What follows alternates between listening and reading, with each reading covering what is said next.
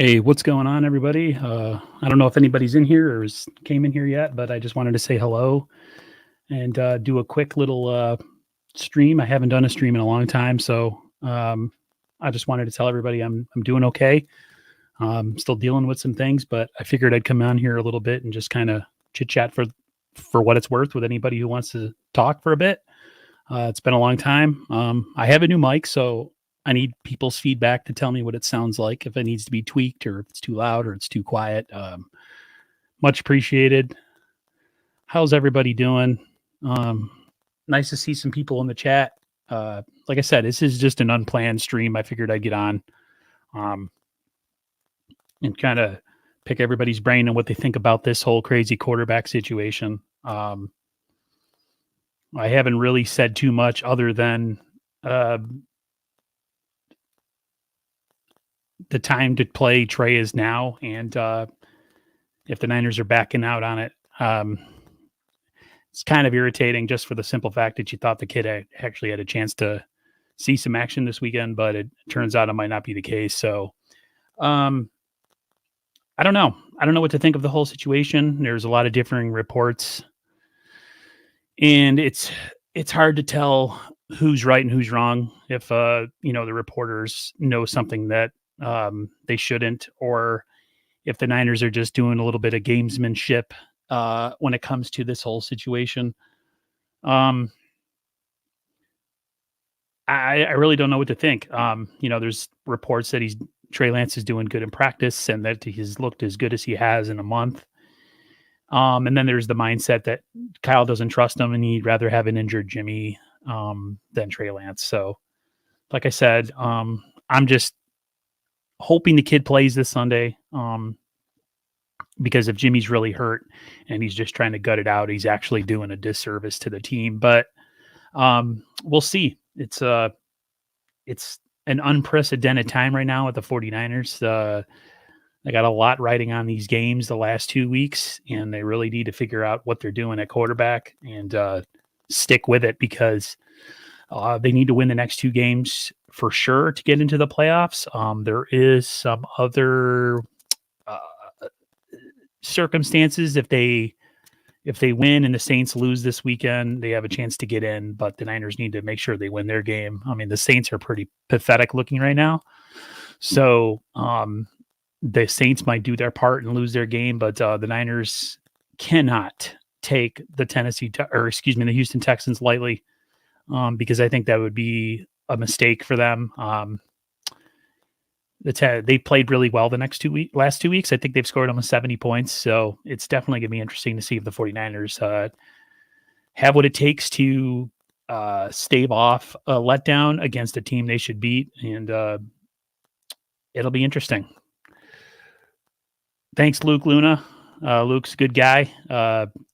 Hoping he gets his channel going soon on YouTube. I'll definitely be part of it and subscribe to it. And definitely get on his channel and do some collaborative work. For those of you who don't know why I haven't been on for a while, I've been dealing with my mental health. I haven't been at work, and I didn't want to have too big of a presence online just because I'm dealing with some things, and also wouldn't be a good look. So my presence online won't be that huge, probably for the rest of the season.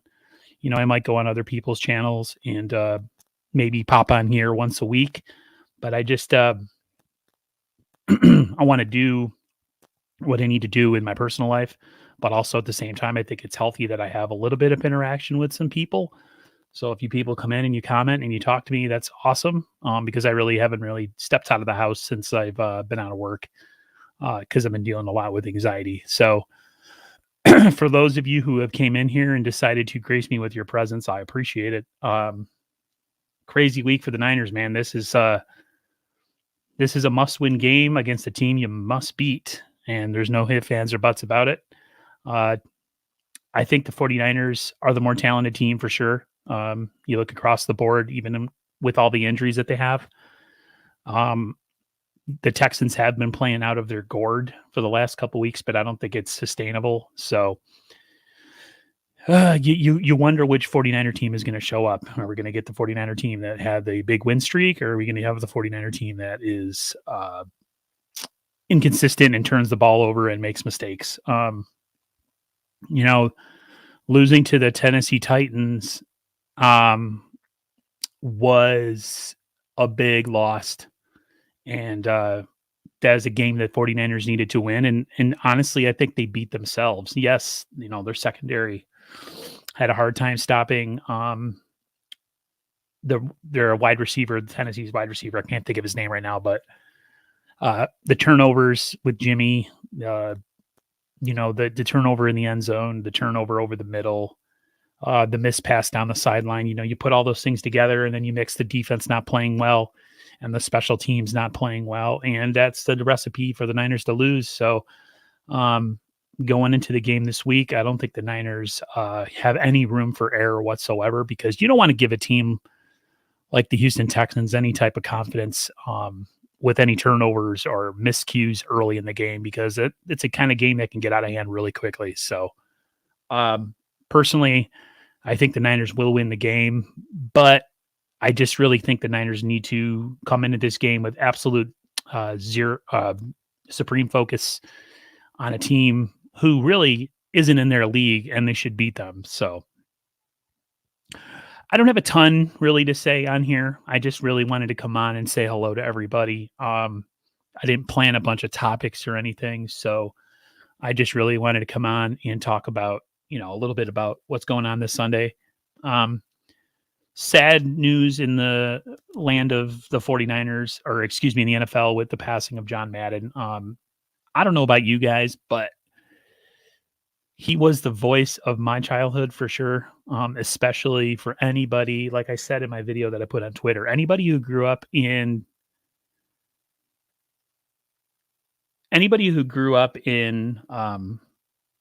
80s and 90s and was part of those NFC championship games and Super Bowl runs that the 49ers have, know how big of a presence John Madden and Pat Summerall had in the 49ers kind of lore of being dominant and being a dynasty. So I don't know about you, but like I'd always go back and watch old highlights of, games that the Niners won or NFC championship games that they won, and hear those two guys. And they were just the perfect commentary team. You had the straight man and Pat Summerall, and you had John Madden with his bombastic, all the stuff that he would go on and talk about and circle on the screen, and, asking people, you believe the cow jumped over that thing while talking about the moon, just silly stuff like that. And it was just a pleasure, unlike no other. And it's sad, makes you realize how old we are all getting. And it makes you think about your mortality, definitely, for sure. But yeah, definitely going to be a miss in the football landscape now that John Madden is no longer with us. Simply the best color commentator in pairing with Pat Summerall than anybody else. So rest in peace, John Madden. You were the best. A lot of Niners fans have a lot of great memories. We have the not so great memory of the 1990 NFC Championship game where we lost at the end. We would have three-peated. That was the game that Joe Montana got knocked out by Leonard Marshall. For all of you who knew about it and remembered that was a crazy, crazy game, a low-scoring game, and then Montana was injured at the very end, and the Giants recovered a Roger Craig fumble and proceeded to march down the field and get the field goal, and the Niners three-peat ended, and that was pretty much the end of the Joe Montana, Ronnie Lott, Roger Craig era. All those things changed. The Niners drafted, I think, Ricky Waters. I don't know what year Ricky Waters was drafted. There was another running back that was playing at the time, and then Ricky Waters was also drafted. And then the Niners, they transitioned over. And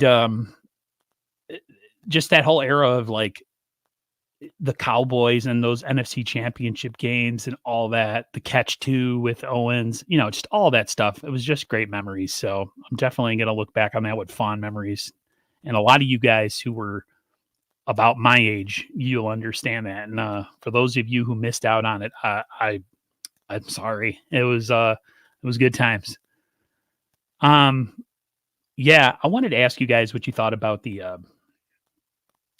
tweet that was unknowingly like about John Lynch, and then he went out and tweeted about it and said that it was a accident and that he didn't mean to like the tweet. The tweet referring to leaving Jimmy in Tennessee.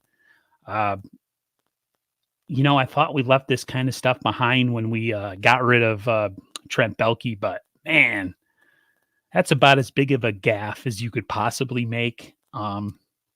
Just crazy. I don't know who to believe on that one. I don't believe it was an accidental like. I believe he liked it and didn't think anyone was going to notice it, and then had to eat his words and dislike it. So I don't know about you guys, but I think he's lying. Doesn't really matter at this point. I mean, Jimmy's gone after this year, but no one's really talked about it. No one in the media has brought it up to the coach or anybody else. So maybe it wasn't that big of a deal to begin with, but it's still pretty funny, if you ask me. Other than that, guys, I just wanted to say hello. It's been a while. I'll definitely try. Like I said, I'll try to get on here maybe once a week. I'm probably going to be on with Rob on the weekend. I haven't been on in a while, so I'm a little rusty. I'm a little nervous. So I just wanted to come on, say hello to everyone. Thank you for being supportive. All the people that have been supportive in the comments and via social media, and people who have my number in real life. Appreciate all of it. It's been a crazy time. Like I said, trying to keep my footprint on YouTube, present, but at the same time, not being on here too much because it's just not a really good look. I'm dealing with legitimate stuff, and I don't want, people from the outside who might know me from other ventures in my life to think that it's not legitimate. So, again, appreciate everybody's support, and I can't wait for the game this weekend. I really hope Trey would play because I'm just excited to see what he can do. But at the same time, if Jimmy plays, I'm supportive of Jimmy because I want us to win.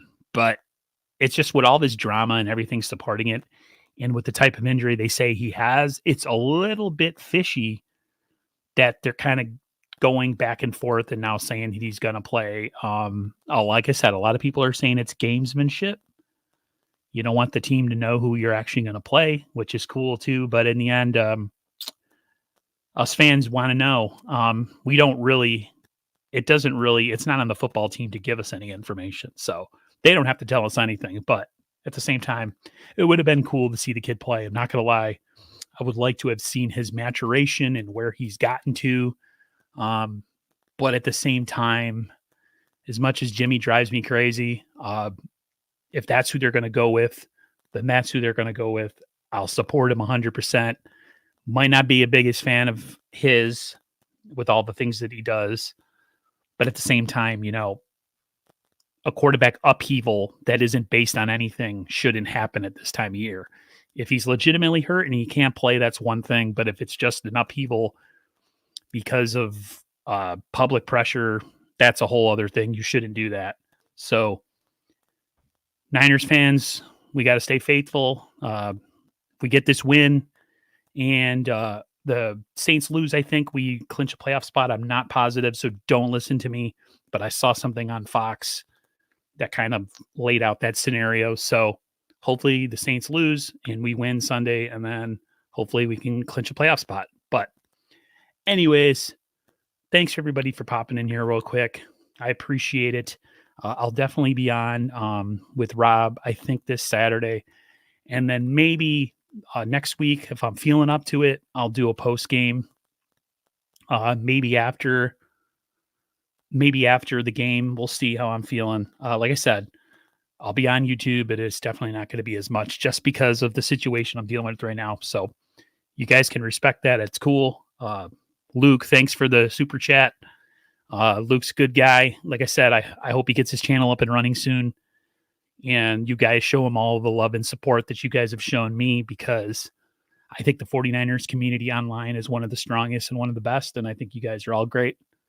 And I'm talking about the content creators and the people who subscribe and comment in the channels. You guys are all awesome. So thank you again for everyone who's popped in here on this little short notice.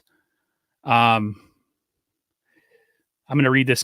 The comment I think you're trying to say, Luke, is that it's a playable injury depending on the severity. They had the report coming out that it was a lot worse than it is, but who